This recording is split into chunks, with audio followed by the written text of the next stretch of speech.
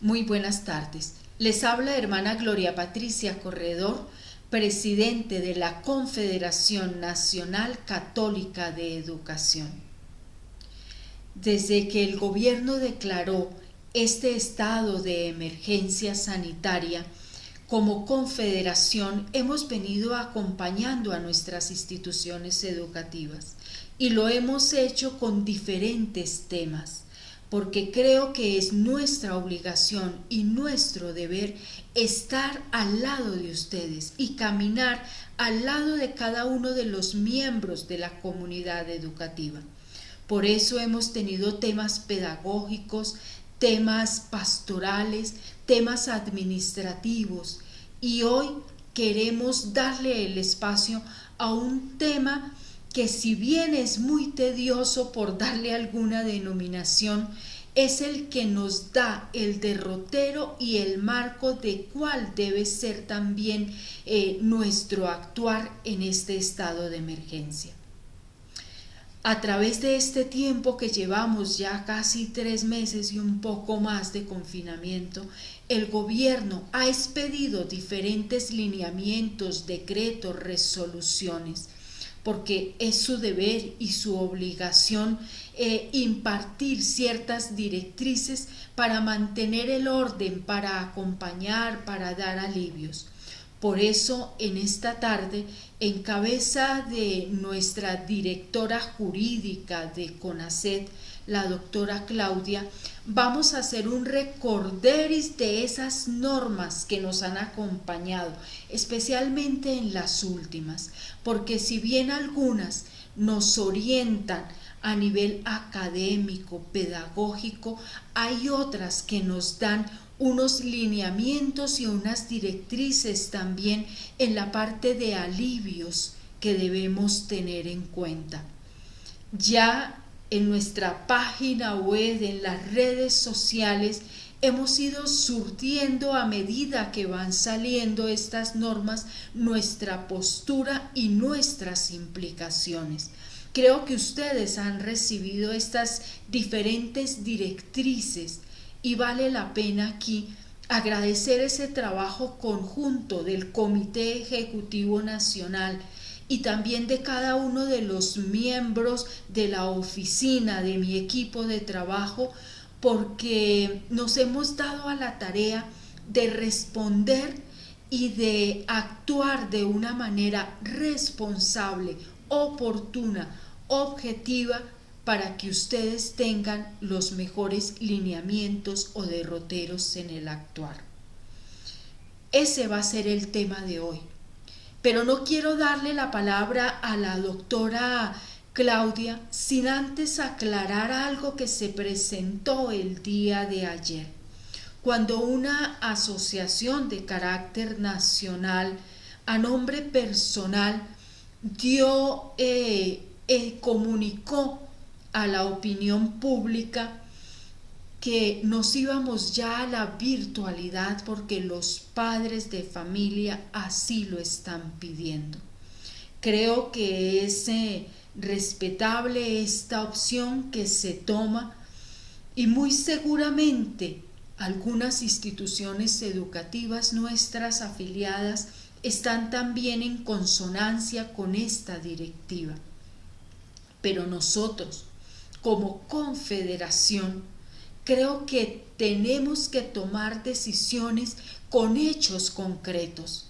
El Ministerio de Educación acaba de sacar esos lineamientos que anunció en la Directiva 12 para que los colegios, en comunión con la comunidad educativa, con el ente territorial, pudieran organizar esos protocolos. Creo que de una manera responsable tenemos que analizarlos. Nosotros también sacamos ya y socializamos una encuesta donde los padres de familia nos manifestaron casi el 86% que preferían la parte virtual o continuar de una manera virtual. Y frente a la pregunta que si ellos enviarían a sus niños a las instituciones educativas en el segundo semestre, si así lo ordenaba el Ministerio de Educación, el 76% dijo que no. Creo que es respetable la posición de los padres de familia, pero también es nuestro deber y nuestra obligación decirles a ustedes que CONACYT no va a tomar decisiones que vayan en contra de la protección y de la defensa de toda la comunidad educativa, especialmente de nuestros menores. Creo que esa es la línea. Pero nosotros debemos tomar decisiones basados en hechos concretos.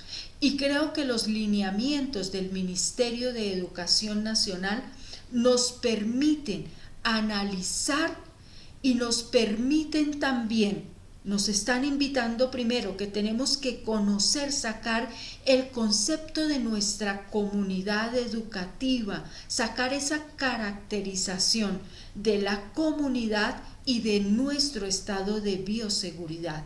Y combinando todo esto, combinando la intención de padres de familia, combinando la intención también que tiene la comunidad educativa, su contexto, su situación, la ubicación, cómo está conformado, poder sacar esos protocolos y definir en el segundo semestre de una manera gradual cómo va a ser nuestra respuesta.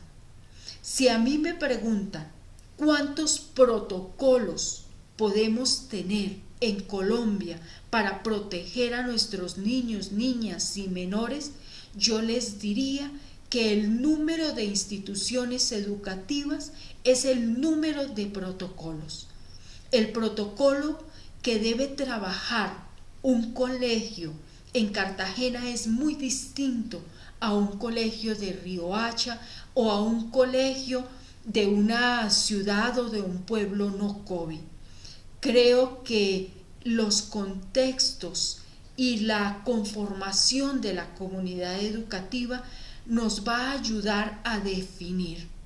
Muy probablemente después de esta construcción conjunta, mancomunada de los protocolos y de los lineamientos, el colegio va a decir: mi institución no está en este momento con las condiciones necesarias para recibir a los estudiantes.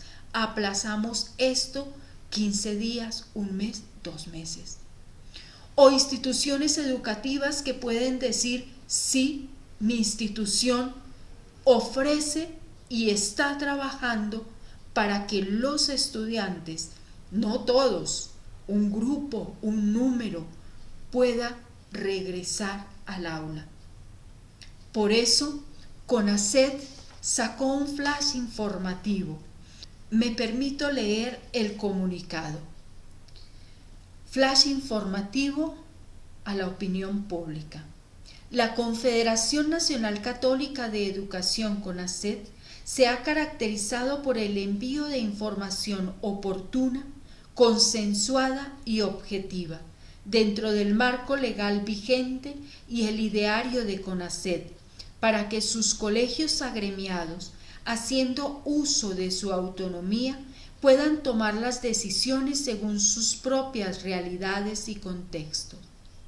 Frente a los anuncios emanados por los diferentes medios de comunicación social, donde señalan que la educación privada no regresa a clases presenciales en el segundo semestre del 2020, nos permitimos aclarar que la Confederación Nacional de Asociaciones de Rectores y Colegios Privados, ANDERCOP, es una agremiación de colegios privados que representa solo el pensamiento de sus afiliados y no de toda la comunidad privada del país.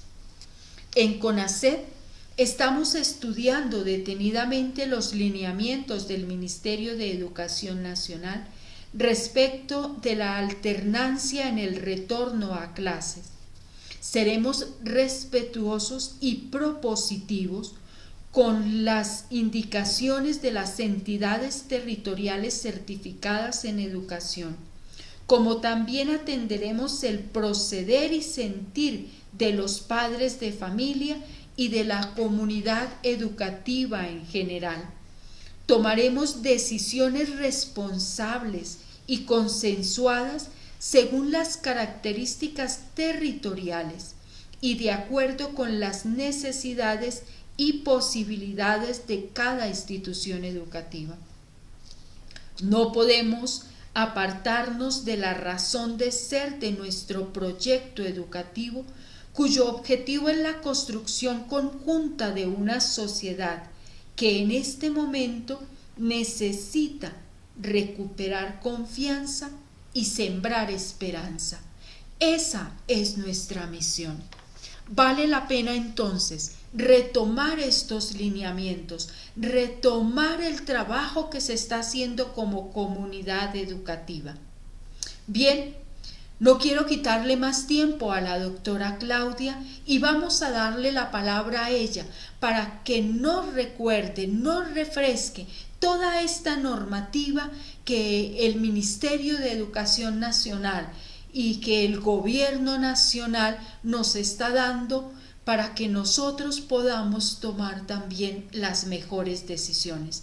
Doctora Claudia, retomemos entonces esta normativa.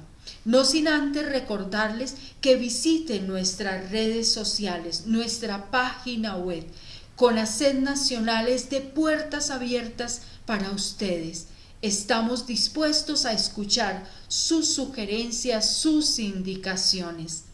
Una vez más, que el Señor y Jesús Maestro nos acompañe en este proceso académico, en este proceso de confinamiento, pero en el deseo de hacer las cosas lo mejor posible. Doctora Claudia.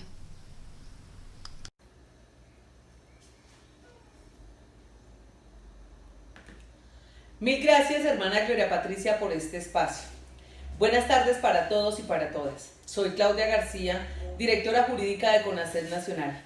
El día de hoy les voy a presentar un resumen de algunas normas decretadas por el Gobierno Nacional con ocasión a la emergencia sanitaria provocada por el COVID-19. Como todos sabemos, la Presidencia de la República, a través del Decreto 417 del 17 de marzo del 2020, declaró el estado de emergencia económica, social y ecológica en todo el territorio nacional, razón por la cual se hace necesario el aislamiento preventivo y obligatorio. Por tal razón, el Gobierno Nacional, a través del decreto 531 del 8 de abril del 2020, expedido por la ministra del Interior, estableció algunas excepciones de movilidad, que para el sector de la educación privada se encuentran en el numeral 35 del artículo 3, que permite la circulación estrictamente necesaria para el personal directivo y docente de los colegios privados. CONACER le sugirió a los colegios que las personas que desarrollen las actividades antes mencionadas deberán estar acreditadas o identificadas en el ejercicio de sus funciones. Se les envió inclusive un modelo de certificación para que todos aquellos funcionarios que requieran dicho desplazamiento lo puedan hacer. También se les informó que a los colegios que las personas que desarrollen dichas actividades deberán cumplir con todos los protocolos de bioseguridad que establezca el Ministerio de Salud. Ahora bien, les voy a hablar acerca de las medidas de protección al empleo en la fase de mitigación del nuevo coronavirus. Para este tema, el Ministerio de Trabajo el 17 de abril del 2020 expidió la circular 033, por medio de la cual el Ministerio de Trabajo le brinda algunos mecanismos que le permite a los empleadores y a los trabajadores, de manera concertada y de mutuo acuerdo, modificar las condiciones establecidas en el contrato laboral inicial. Estas condiciones son el salario. En el evento de reducción de salario, se deberá respetar el salario mínimo mensual vigente. También es posible modificar la jornada laboral, las funciones, la carga laboral. Adicionalmente, se debe garantizar la estabilidad del empleo. Esto debe ser por escrito y solamente mientras dure la emergencia sanitaria. En el evento de no llegar a un acuerdo, se debe poner en conocimiento de la oficina de trabajo para dirimir cualquier conflicto. Esta circular también permite la licencia remunerada, compensable. En este sentido, la licencia remunerada se hace por el aislamiento a manera de compensación, donde el empleado con posterioridad labora en jornadas adicionales a las inicialmente pactadas, con el propósito de compensar el tiempo concedido mediante dicha licencia. De manera similar a como se acostumbra cuando se otorgan los permisos para las épocas de festividades navideñas o de Semana Santa. Adicionalmente, esta circular permite la modificación y suspensión de los beneficios extralegales. Decimos que los beneficios extralegales son primas o son incentivos ocasionales, bonificaciones, etcétera, los cuales no constituyen salario. Por lo tanto, el empleador, de manera temporal, debe acordar con el trabajador no otorgar dichos beneficios con la finalidad de realizar previsiones adecuadas. Ahora les voy a hablar acerca de algunos alivios financieros por parte del Gobierno Nacional, como es el decreto 558 del 2020, expedido por el Ministerio de Trabajo, que tiene como objetivo disminuir temporalmente la cotización al Sistema General de Pensiones. Recordemos que actualmente el aporte a pensión es el 16%, el cual el empleador asume el 12% y el trabajador el 4% restante. Con la llegada del coronavirus, se varía y solamente se debe hacer el 3% del ingreso base de cotización. Este porcentaje, el empleado asumirá el 2.25 y el trabajador solo asumirá el 0.75 restante. Para los trabajadores independientes deberán asumir y pagar el 3% en su totalidad de la cotización. La finalidad de este beneficio es brindar mayor flujo de caja tanto a los empleadores como a los trabajadores dependientes e independientes. Es claro que no es de obligatorio cumplimiento, es opcional. Si alguna entidad o alguna persona desea hacer el aporte normal, lo puede hacer.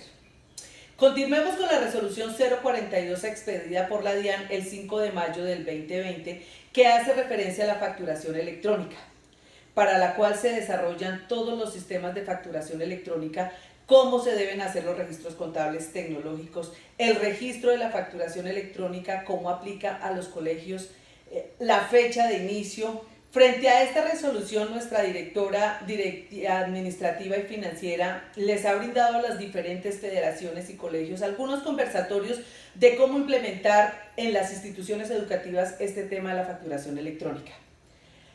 Ahora les voy a hablar del decreto 662 del 2020 expedido por el Ministerio de Educación Nacional de fecha 14 de mayo de 2020. por medio del cual se crea el Fondo Solidario para la Educación y se adoptan medidas para mitigar la deserción en el sector educativo provocado por el coronavirus, en el marco de estado de emergencia económica, social y ecológica. Este decreto se expide teniendo en cuenta las diferentes solicitudes que hizo no solo CONACET, sino también los colegios, padres de familia, asociaciones, quienes les han solicitado al Gobierno Nacional vincular el sector de la educación privada en los programas de alivios financieros, no solo a las instituciones educativas, sino a los padres de familia, a través de una línea de crédito. Por esta razón, el Gobierno Nacional y el Ministerio de Hacienda habilitó una línea de crédito dirigida a los jardines y colegios privados de educación preescolar, básica y media. Este fondo fue creado con el objetivo de mitigar la deserción y fomentar la permanencia en el sector educativo, el cual permite, por un lado, apalancar el plan de auxilios educativos, por otro lado, otorgar crédito a los padres de familia para el pago de pensiones de jardines y colegios privados, educación preescolar, básica y media, y también otorgar crédito para el pago de matrículas de jóvenes en condición de vulnerabilidad de los programas de educación para el trabajo del desarrollo humano. Condonable para los estratos 1, 2 y 3 siempre y cuando exista la permanencia de estudiantes y el buen rendimiento académico. Otro alivio financiero está consagrado en el decreto 639 del 2020, expedido también por el Ministerio de Hacienda y Crédito Público el día 8 de mayo del 2020. Este decreto sufrió dos modificaciones y voy a hablar de cada una de ellas. Para empezar, el decreto 639 es a través del cual se crea el Programa de Apoyo al Empleo Formal, el famoso PAE, donde el Estado subsidiará el 40% de un salario mínimo a los trabajadores de las empresas que hayan tenido una disminución de al menos el 20% en su facturación el mes de abril del 2020, en relación con el mes de abril al año 2019. Este apoyo corresponde a una suma fija mensual del 40% de un salario mínimo, es decir, la suma de 351.000 pesos por cada empleado de su empresa. Luego, el Ministerio de Hacienda y Crédito Público expidió el decreto 677, por medio del cual modifica el decreto 639 y otorga la respectiva reglamentación para su aplicabilidad. Con este decreto, el Gobierno Nacional ha identificado la necesidad de cobijar a las personas naturales inscritas en el registro mercantil, a los consorcios y a las uniones temporales como beneficiarios del mencionado programa. Adicionalmente, especifica los requisitos que se deben cumplir para poder acceder. Uno de ellos es haber sido constituido antes del 1 de enero del 2020, contar con una inscripción al registro mercantil. En todo caso, esta inscripción deberá haberse realizado o renovado por lo menos en el año 2019. También hay que demostrar la necesidad del aporte estatal, certificando la disminución del 20% de sus ingresos.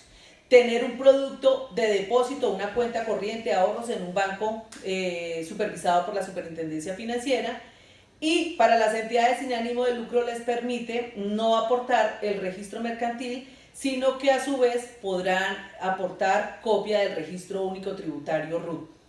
Adicionalmente señaló que solo podrán ser beneficiarios del programa las entidades sin ánimo de lucro que estén obligadas a presentar declaración de renta o en su defecto declaración de ingreso y patrimonio, así como la información exógena en medios magnéticos por el año gravable 2019, pero también excluye a las personas naturales que tengan menos de 3 empleados reportados en la planilla integrada de liquidación de aportes PILA, correspondiente al periodo de cotización del mes de febrero de 2020, y a las personas expuestas públicamente P, o sean sus cónyuges, compañeros permanentes o parientes en el segundo grado de consanguinidad, primero de afinidad o único civil de las personas PEF.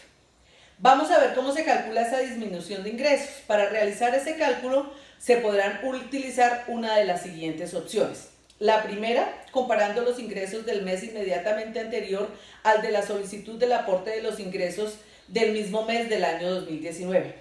Otra posibilidad es comparando los ingresos del mes inmediatamente anterior al de la solicitud del aporte con el promedio aritmético de ingresos de los meses de enero o febrero del año 2020. ¿Cómo se determina el número de empleados de mi empresa? Se debe tener en cuenta los empleados relacionados en la planilla integrada de liquidación de aportes PILA, correspondiente al mes de cotización inmediatamente anterior al de la fecha de postulación de dicho beneficio. y para esto se debe tener en cuenta las siguientes condiciones.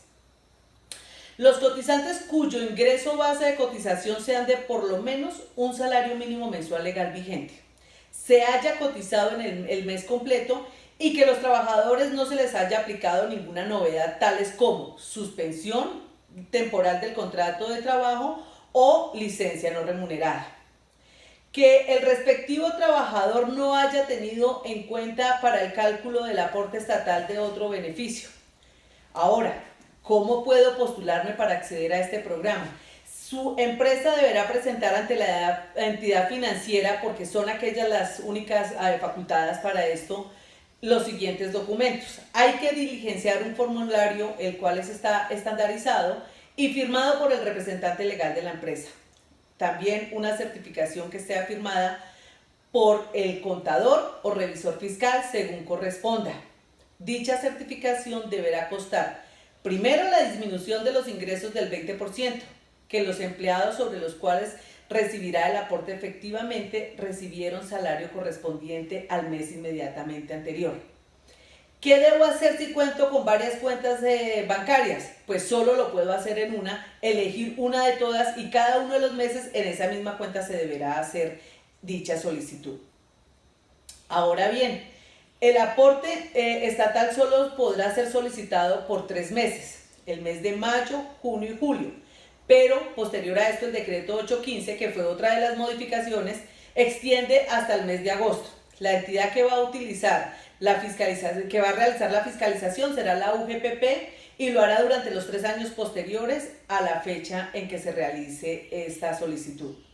De la mano con la DIAN, quien tendrá la obligación de entregar la información que la UGPP requiera. En el caso de algún incumplimiento, la UGPP podrá adelantar el proceso de cobro coactivo contra los beneficiarios que recibieron el beneficio, para lo cual les aplicará las sanciones penales, fiscales y disciplinarias. Plazos para la solicitud de esta beneficio serán para el mes de mayo hasta el 29, para el mes de junio hasta el 17 y para el mes de julio hasta el 16. Posterior a ello, el Ministerio de Hacienda expidió el decreto 815 que modifica estos dos decretos y pone a disposición las medidas del programa en igualdad de las del PAE. Entonces decimos que el decreto 639 excluyó a las personas naturales, el 677 incluye a las personas naturales inscritas en el registro mercantil, a los consorcios y a las uniones temporales, como también a los beneficiarios del mencionado programa, quienes, al igual de las personas jurídicas, constituyen una fuente importante de empleo formal. Ahora bien, el decreto 815, una vez verificado el universo de beneficiarios, se encontró que existen empleadores que no podían realizar esta actividad de comercio y al no ser contribuyentes no tenían la obligación legal de registrarse como mercantiles, como es el caso de la Sociedad Nacional de la Cruz Roja Colombiana. Adicionalmente señaló que los establecimientos educativos, y aquí es donde a nosotros nos implica, tendrán derecho a pedir de acuerdo con la ley 115 del 94, que nos permite funcionar con la licencia de funcionamiento que autoriza la prestación del servicio educativo expedida por la Secretaría de Educación distrital o departamental según corresponda, cumpliendo con los requisitos. Podrán acceder a este programa de apoyo al empleo formal PAE. Este decreto confirma que la UGPP será la encargada de ejercer las labores de fiscalización durante los 3 años siguientes a la finalización del programa. Como lo señalé anteriormente, este decreto incluye el mes de agosto del 2020, es decir, que ya no es por 3 meses, sino por 4 meses. Ahora vamos a hablar del alivio financiero para el pago de la prima, otro alivio financiero.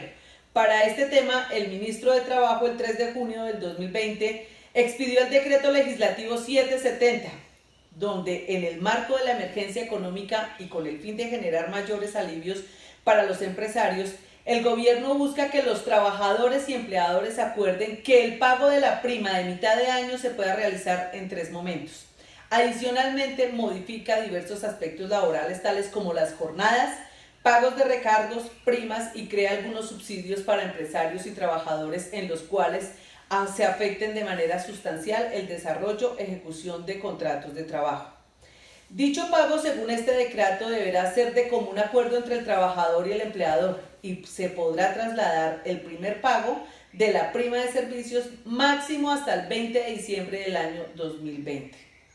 Otro aspecto que señala este decreto son los cambios en la jornada laboral. Decimos que se pueden crear dos tipos de jornadas laboral, las cuales no requieren ninguna modificación del reglamento interno de trabajo y deben ser pactadas de mutuo acuerdo entre el empleador y el trabajador. También señala la posibilidad de la jornada alternativa de trabajo sucesivo.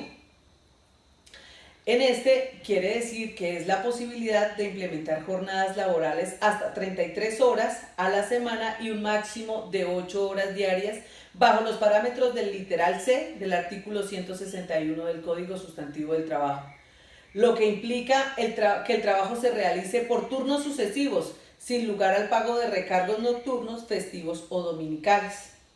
También indica la jornada de trabajo en el estado de emergencia sanitaria, donde puede existir una jornada flexible de 48 horas, las cuales pueden ser distribuidas en 4 días a la semana, con una jornada máxima de 12 horas, donde las 4 horas adicionales que se laboren cada día no serán consideradas trabajo suplementario o trabajo extra. Otro aspecto es el cambio en el pago de festivos y dominicales. En este caso, que se opte por la jornada de trabajo en el estado de emergencia sanitaria, los pagos de recargos nocturnos y dominicales festivos podrán diferirse de mutuo acuerdo con el empleador y trabajador hasta el 20 de diciembre, al igual que la prima de mitad de año. También permite el cambio en el sistema de protección al cesante. Adicionalmente, crea el programa de apoyo para el pago de la prima de servicios.